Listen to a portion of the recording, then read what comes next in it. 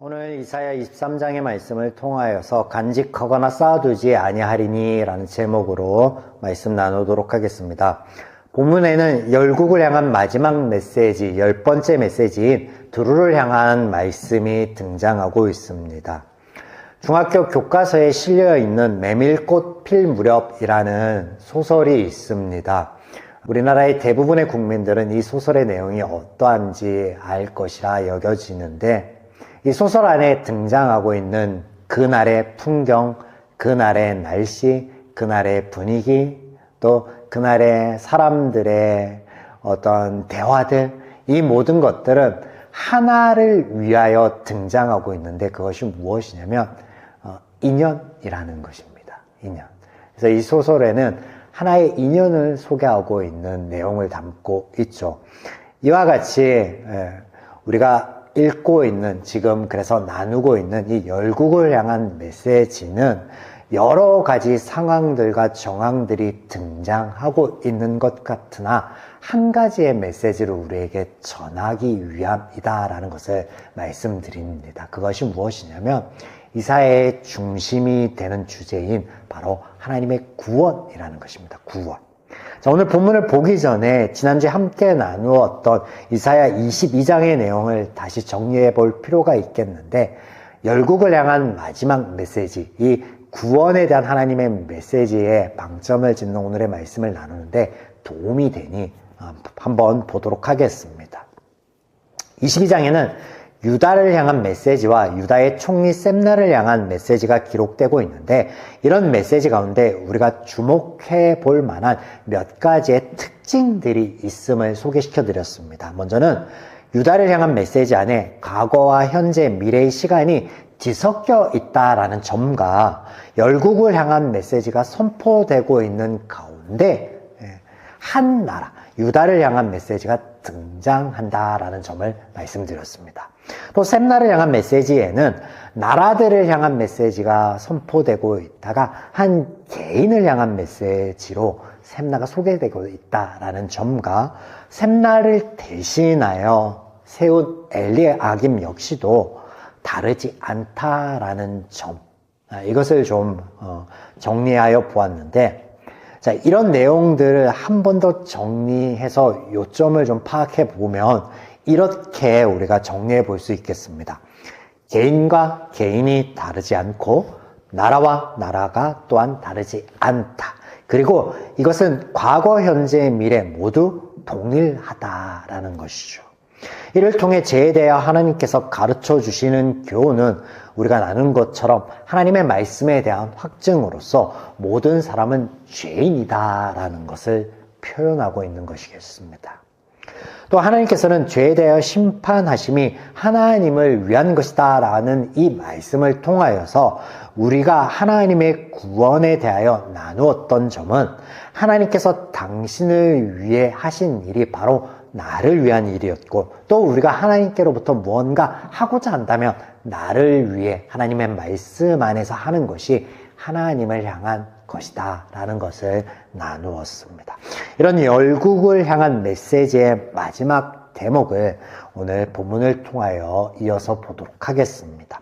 내용을 따라서 구분하여 보면 1절부터 14절까지는 두로의 패망에 대한 메시지이고 15절과 18절로 이어지는 말씀은 두로의 회복에 대한 메시지입니다. 본문의 1절을 보겠습니다. 두로에 관한 경고라. 다시스의 배들아, 너희는 슬피 부르짖을지어다. 두로가 항무하여 집이 없고 들어갈 곳도 없음이요, 이 소식이 기띔 땅에서부터 그들에게 전파되었음이라. 두로는 지중해 동쪽 연안에 위치한 도시 국가입니다. 고대 도시 국가인데 잘 알려지지 않는, 사료들이 얼마 남아있지 않는, 거의 없는 그런 도시 국가입니다. 그들은 무역을 통해 성장하였으며 그들의 무역선은 이집트를 포함한 지중해와 연결된 거의 모든 나라들을 왕래하였던 것으로 보입니다. 이렇게 축적된 부를 통해서, 중개 무역을 통해 축적된 부를 통하여 그들은 수많은 식민지를 만들었는데, 개항의 시대 때 우리가 스페인의 무적함대, 또 스페인이 여러 나라들을 아울러 식민지를 개척하고 건설하였던 것을 떠올려 보면 비슷할 것 같습니다. 그래서 이 두로의 대표적인 식민지로 잘 알려져 있는 곳이 어디냐면 키프로스, 이 섬과 또 다시스라는 도시가 잘 알려져 있습니다. 이런 두로는 일찍부터 이스라엘과 긴밀한 관계를 맺고 있었습니다. 다윗 왕 때 왕궁 건축과 또 솔로몬 왕 때 왕궁과 더불어 성전을 건축할 때 필요한 백향목과 목수와 석수를 원조하였던 나라로 등장하고 있고, 또 두로 왕의 딸이었던 이세벨은 북이스라엘의 왕인 아합과 혼인하여 북이스라엘 최전성기에 방점을 짓는데 이 도시국가가 등장하고 있고, 또 아합과 이세벨의 딸은 남유다의 여호람 왕과 혼인하여서 우리가 이 살펴보았던 열왕기와 또 역대하 말씀 안에서 등장하였음을 보게 됩니다. 이런 두로의 패망은 역사적으로 보면 아수로부터 시작하여서 바벨론, 페르시아, 그리고 헬라의 알렉산드 대왕에 이르기까지 수탈의 역사로 이어지면서 그들은 역사의 뒤편으로 사라져 가는데, 경제적으로는 부강하여 당시에 그 모든 나라들에게 아주 막강한 영향력을 끼쳤던 것 같습니다. 그런데 군사적으로는 그다지 강하지 못했던 나라다라는 것이 특징으로 보여집니다. 그러나 이런 문장의 예언의 메시지 안에서는 구체적으로 그런 역사들 중에 어떤 배경을 염두에 두고 이 메시지들이 선포되고 있는지는 불분명하다라는 거예요. 우리가 이전에 본문의 내용을 파악한 후에 하나님의 구원과 죄에 대한 구원의 메시지를 마지막에 살펴보았는데, 오늘은 중간중간에 함께 병행하여 좀 보도록 하겠습니다. 이유는 앞서 말씀드린 대로 메시지의 배경이 불분명합니다. 이 두로라는 나라의 교만과 심판의 목적이 전해지는 것은 그들의 심판에 중점이 있지 않고 하나님의 구원에 중점이 두어져서 이 말씀들이 이어지고 있기 때문에 그렇다라는 것을 말씀을 드리겠습니다. 22장에서 죄의 동질성에 대한 말씀을 하신 후에 열국을 향한 메시지의 마지막에는 하나님의 구원에 대한 이 메시지와 죄에 대한 교훈이 더 두드러지게 표현되고 있다라는 점도 더불어서 말씀드리고 본문을 보도록 하겠습니다. 1절에는 두로의 패망의 소식이 들려오매 무역선들이 다시 돌아갈 곳이 없어졌다라는 내용이 등장하고 있고, 이어지는 2절은 시돈이라는 지명이 등장하는데, 이 시돈은 페니키아 항구 도시로 두로의 선단에서 일하던 상인들이 주로 이곳 출신이었다라고 합니다. 시돈 역시 두로와 같은 고대 도시 국가였지만 잘 알려지지 않았고, 다만 두로가 그 입지가 점점 커질 때 그들이 중개무역에 편승한 것으로 보입니다. 다른 나라이지만 두로와 더불어 이 시돈은 병행하여서 등장하고 있는 것을 보게 됩니다.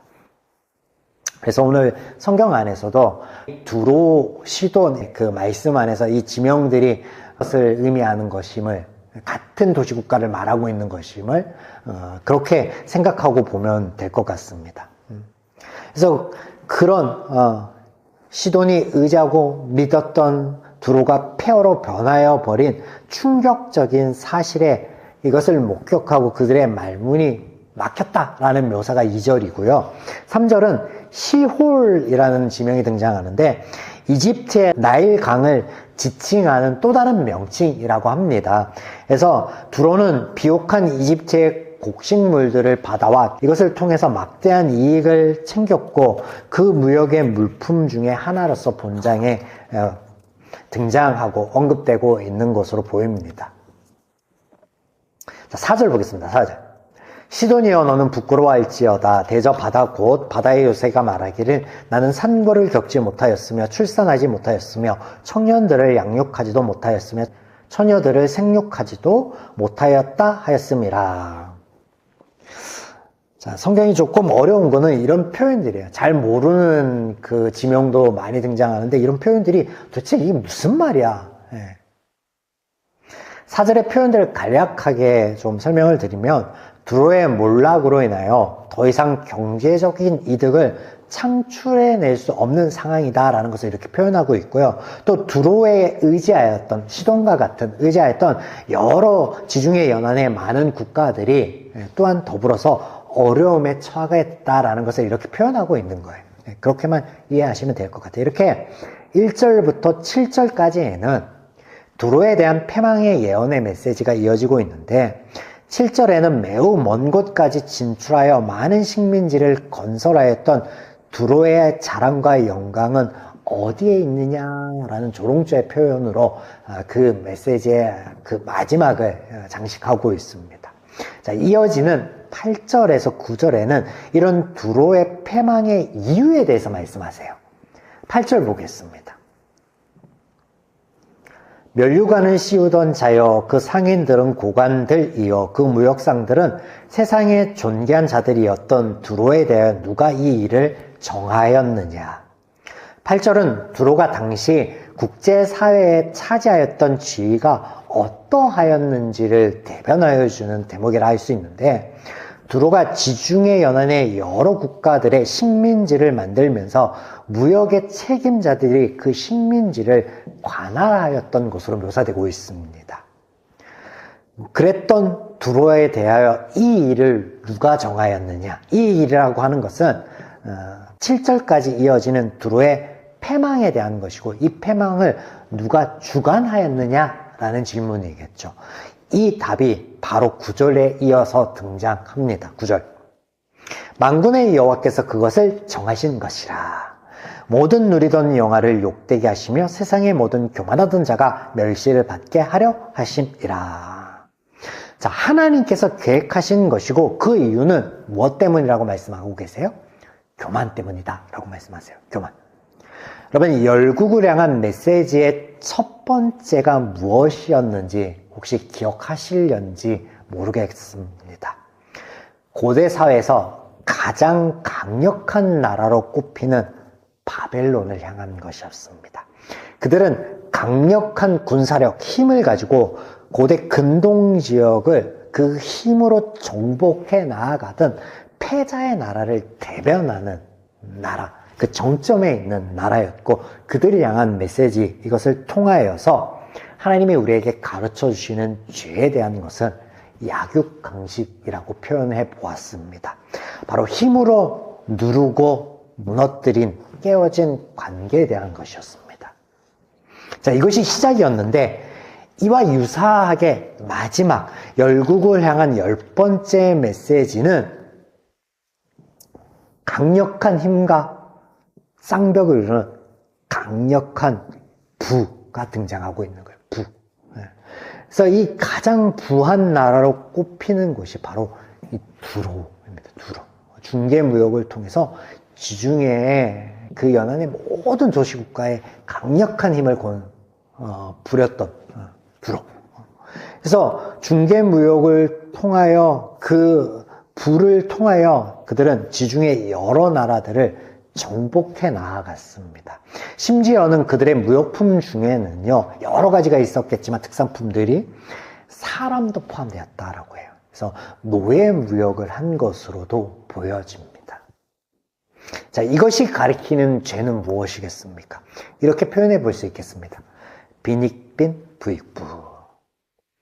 경제적 차이를 통하여서 또 더 많은 이윤을 창출하기 위하여 보다 소중한 삶의 가치관들을 무너뜨리고 그리고 관계 또한 깨어진 것을 우리에게 보여주고 가르쳐주고 있는 것입니다. 다시 본문으로 돌아가서 10절에서 12절에는 두로의 패망이 가져올 파급에 대한 기록들이 등장하고 있습니다.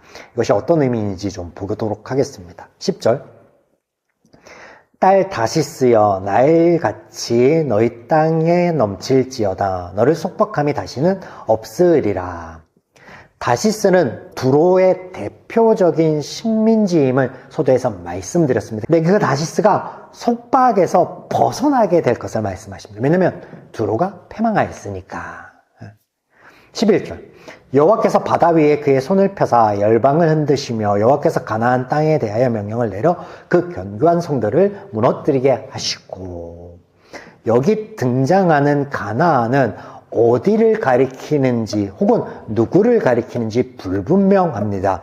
우리가 그 원어를 살펴보지는 않았지만 그 선원들로, 상인들로 소두에 번역되고 있는데 같은 가나안이라는 단어이거든요. 근데 여하튼 불분명한 그 가나안의 견관성이 무너졌다라고 11절에는 기록하고 있어요. 자, 이런 표현들을 두로에 대한 심판의 메시지로 본문을 보고 해석하려고 하면 불분명하고 뭔가 모호할 뿐이에요. 그런데 우리가 지금까지 나눈 것처럼 이것이 죄에 대한 교훈이고 하나님의 구원의 메시지라고 주제를 잡고 그 안에서 보면 선명해집니다. 바로 가나안이라는 이 지명 때문에 그렇습니다. 가나안은 하나님께서 아브람과 그의 후손들에게 약속하신 땅입니다. 그리고 이 약속 안에는 하나님께서 말씀하시고 명하신 것들이 있는데 그 분명한 명령들이 어떤 거냐면 그들이 점령하고 쫓아내어야 할 족속들이 여기에 포함되었다라는 거예요. 그러나 우리는 이사야 말씀 안에서 하나님께서 저들 이스라엘뿐만 아니라 그 민족들, 타 민족들도 사랑하시고 아끼고 계심을 선포했던 것을 보았죠. 그래서 이것이 단순한 민족과 민족의 싸움, 쫓아내는 그런 의미가 아니라는 것을 알 수 있는데 우리가 이미 나누었기도 합니다. 구약 성경 안에 가나안 점령과 쫓아내야 할 가나안 민족은 바로 죄에 대한 것입니다. 그들이 섬기는 이방신 그리고 그와 관련된 모든 것들을 하나님께서는 쫓아내어 구분할 것을 말씀하세요. 바로 죄의 원리가 아닌 하나님의 말씀 안에 하나님을 아는 자들, 하나님의 말씀을 따르고자 고백하였던 너희는 다른 삶을 좀 살았으면 좋겠어. 하나님의 말씀 안에서 복되고 평안한 삶을 살아갔으면 좋겠어 라는 의미에서. 자, 오늘 11절 말씀도 이런 하나님의 마음과 말씀에 대한 것입니다. 가나안의 경관 성읍이 무너짐, 이것이 무엇을 말하는 것입니까? 바로 죄에 대한 것이죠. 앞서서 두로의 패망으로 인하여서 식민지 다시스가 해방되었던 것을 말씀하신 것 같이 하나님이 가나안을 언급함으로 이 죄에 대한 구원을 묘사를 이렇게 하고 있습니다. 12절 보겠습니다. 이르시되 너 확대받은 처녀딸 시도나 내가 다시는 희락이 없으리니 일어나 기띔으로 건너가라. 거기에서도 내가 평화를 얻지 못하리라 하셨느니라. 자, 10절과 11절에는 하나님의 구원에 대한 메시지가 이어지고 있었는데 12절에는 전혀 달리 보이는 내용이 등장하고 있어서 이런 부분들이 헷갈립니다. 앞단에 두로의 패망에 대한 파급이 나라와 성읍에 관한 것이 아닌 죄에 대한 것임을 말씀을 드린 것과 같이 12절도 동일합니다. 그런데 잘 보셔야 할 것은 이게 시돈이라는 그 도시가 한 번도 외부로부터 침략을 당하지 않았다는 것을 이렇게 표현하고 있는데 이것이 무너짐으로 기띔으로 피난을 하는데 거기서도 평화를 얻지 못할 것이다 라고 말씀하시는 것 같으나 않다라는 거예요. 왜냐하면 하나님께 구원을 얻었는데 평안을 얻지 못한다는 것 자체가 말이 안 되잖아요. 이게 뭐냐면 죄에 대한 것이고 하나님이 온전한 구원에 대한 묘사를 이렇게 하는 거예요. 그러니까 철저하게 죄가 무너질 것이다 라는 것을 말씀하시는 거예요. 그래서 두로의 패망으로 인하여 여러 도시 국가들과 또 사람들에게 어떤 파급될 일에 대해서 묘사되고 있는 것 같지만 실상은 죄에 대한 하나님의 역사하심을 구원에 대하여 설명을 하고 있다라는 것을 말씀드립니다. 자, 끝으로 15절에서 18절 말씀을 보실 텐데 먼저 이 대목에 대한 설명을 드리겠습니다. 내용은 70년이라는 기간이 나오고 이후에 두로가 회복될 것을 말씀하시는데 그런데 역사적인 접목점이 앞서 말씀드렸던 불분명한 어떤 내용들과 같이 불분명합니다. 왜냐하면 이것이 두로에 대한 메시지, 그 나라와 그 국가 어떤 그런 것들이 아니라 죄에 대한 것이기 때문에 그렇습니다. 이런 전제 안에 15절부터 18절도 보아야 이해가 될 수 있습니다. 15절부터 17절 먼저 말씀을 보겠습니다. 그 날로부터 두로가 한 왕의 연한같이 70년 동안 잊어버린 바 되었다가 70년이 찬 후에 두로는 기생의 노래같이 될 것이라. 잊어버린 바 되었던 너 음녀여, 수금을 가지고 성읍에 두루 다니며 기묘한 곡조로 많은 노래를 불러서 너를 다시 기억하게 하라 하였느니라. 70년이 찬 후에 여호와께서 두로를 돌보시리니 그가 다시 값을 받고 주변에 있는 열방과 음란을 행할 것이며. 내용을 보면 요상합니다. 도대체 무슨 말인지 모르겠어요. 하나님께서 복을 주시고 하나님께서 인도하신다는데 그 행위가 음란해. 도대체 무슨 말인지 모르겠습니다. 자, 설명해 드리겠습니다. 여기 70이라는 숫자는 상징적으로 이해하시면 돼요. 하나님의 때에 하나님께서 역사하여 주실 것에 대한 표현입니다. 성경에 자주 등장하는 그 날에 혹은 때가 참에 이런 표현들과 동일한 표현으로 그냥 이해해 보시면 되겠습니다. 자, 어떤 내용이냐면 어떤 표현들이나 예화들은 다 뒤로 하고 하나님이 무엇을 얘기하는 거예요? 이 메시지의 중점은 회복에 있어요. 회복. 그리고 예화를 들고 있는 게 우리에게 너무나 생소하고 또 이질적인 창기의 노래예요. 창녀의 노래가 등장해요. 이게 예화로 등장해요. 그래서 어떤 예화냐면 한 유명하였던 창기가 사람들의 기억에서 잊혀졌다가 다시 등장하여서 기묘한 노래를 불러서 주목을 받게 되고 화려하게 재개하고 또 이것을 통해서 이윤을 창출한다 라는 예화가 등장하고 있습니다. 근데 말 그대로 이게 예화고 이제 비유예요. 비유. 엎어지고 넘어지고 깨어지고 패망한 것이 다시 회복되어서 전과 같이 이윤을 창출한다라는 거예요. 이 두루에 대해서. 그래서 이 비유가 가리키는 핵심의 메시지는 18절에 있습니다. 18절 보겠습니다. 그 무욕한 것과 이익을 거룩히 여호와께 돌리고 간직하거나 쌓아두지 아니하리니 그 무욕한 것이 여호와 앞에 사는 자가 배불리 먹을 양식, 잘 입을 옷감이 되리라. 전에 두로는 무욕으로 얻은 막대한 부를 가지고 식민지를 늘려가고 사람조차도 이윤 창출을 위한 도구로 삼았는데 이제 회복된 두로는 그런 모습에서 돌이켜서 그 이익을 여호와께 구분하여 드린다라고 합니다. 그리고 그렇게 구분하여 드렸던 이것이 여호와 앞에 사는 자가 입고 먹을 것을 그것으로 대처한다라고 말씀하고 있어요. 어떤 말씀입니까?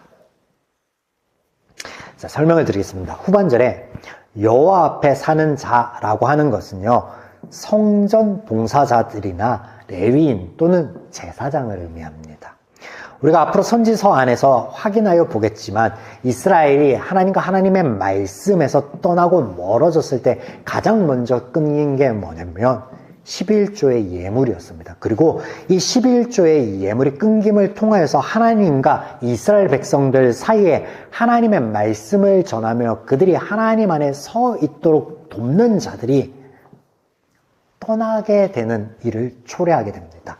이게 어떤 의미가 되냐면 이스라엘이 가나안에 도착하여서 그 12지파들이 땅들을 분배받을 때 성전 봉사자들은 땅을 받지 못했어요. 기업을 받지 못하고 그들이 성전 봉사를 하고 또 하나님과 백성들 사이 안에서 다리놓는 역할을 하면서 그들이 하나님의 도우심과 인도하심, 역사하심 그리고 약속하여 주신 것의 성취를 감사함으로 받아들이고 그것을 고백하는 예물 11조를 드리고 그 예물을 통해서 레위인들, 성전 봉사자들 살아갈 수 있었는데 이게 끊겼잖아요. 근데 그들이 살아갈 수 있는 게 없어요. 땅도 없고. 그러니 성전을 떠나고 그래서 하나님을 떠났던 이 백성들은 더 하나님과 멀리 말씀과 멀리 하는 그런 악순환의 시작이 여기에 있거든요. 근데 그 악순환이 이제 요 내용이 이스라엘 향한 메시지처럼 보이는 선지서들 안에 계속해서 등장할 텐데, 이 악순환이 끊어져 하나님 앞에 구분되어 드리는 다시 돌아온 11조로 표현되고 있다는 거예요, 이 본문에. 무엇을 보여주고 있는 거예요? 우리가 첫 번째 메시지가 약육강식에 관한 거였다면 10번째 메시지는 빈익빈 부익부에 관한, 즉 물질관에 관한 것이었는데, 이 메시지, 하나님의 구원을 통하여 우리에게 전해주시는 교훈과 메시지 안에는 그 바뀐 바른 물질관과 가치관에 대한 교훈을 담고 있다라는 거예요.